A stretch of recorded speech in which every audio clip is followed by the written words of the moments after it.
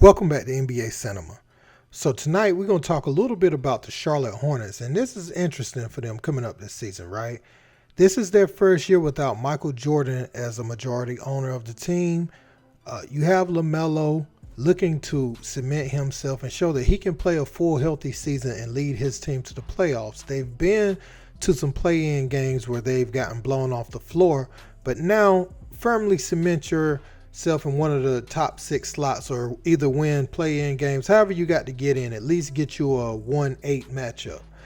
That will be a successful season for those guys. And you have Miles Bridges coming back from a domestic situation that kept him from playing for the better part of last season, and he's going to start this season off with a suspension if I'm not mistaken. Also, you have Brandon Miller, who many are comparing to a young Paul George, and we're going to look and see if he's able to live up to expectations and not get himself in any further trouble. People are expecting, that he's come to this Charlotte culture, that it was the worst fit for him. So it's a lot of storylines surrounding this young team. And I want to highlight that before we check out the footage from training camp, and I'm going to give you my thoughts on them. But let's peep it.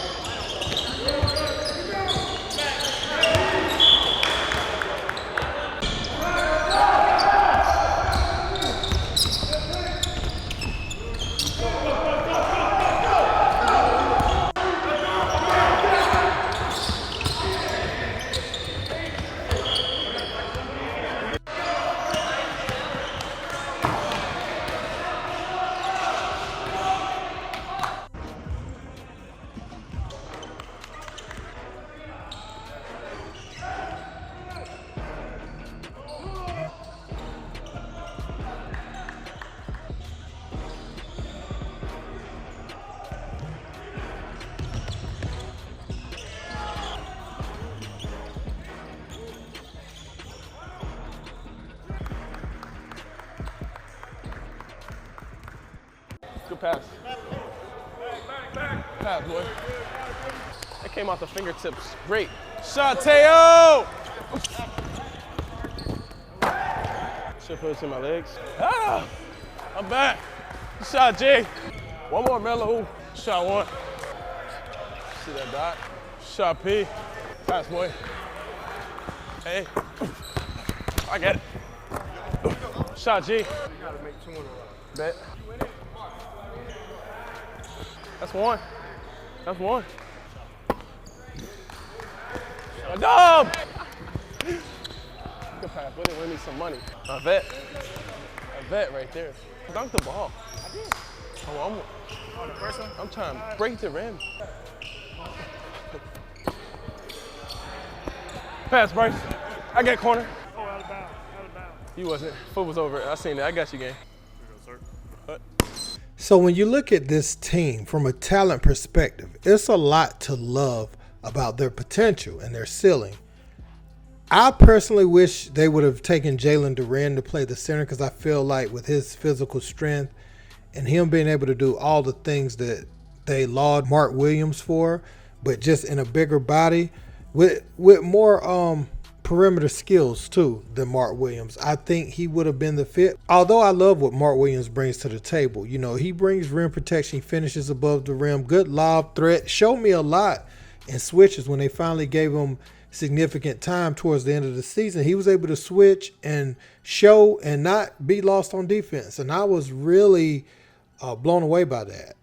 Looking at Brandon Miller and his build, can he guard the 2 yet? Is he going to play the 3? Is Miles Bridges going to play the 4 or the 3? And Miller play the 2? What is Rozier going to do?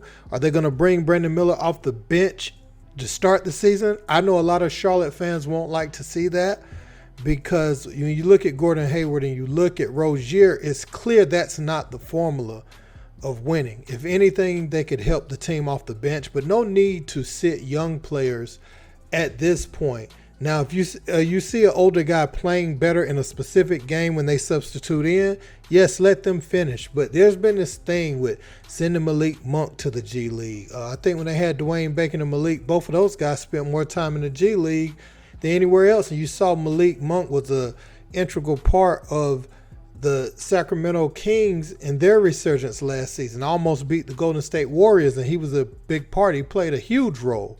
So when I look at the Charlotte Hornets, I want to see young talent developed.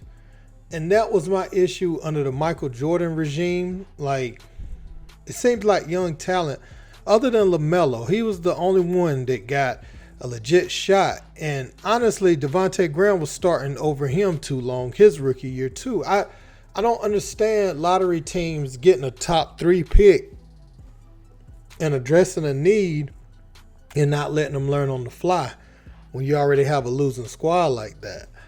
But yeah, Mark Williams, I would personally, if it was me, I would go Lamelo, Mark,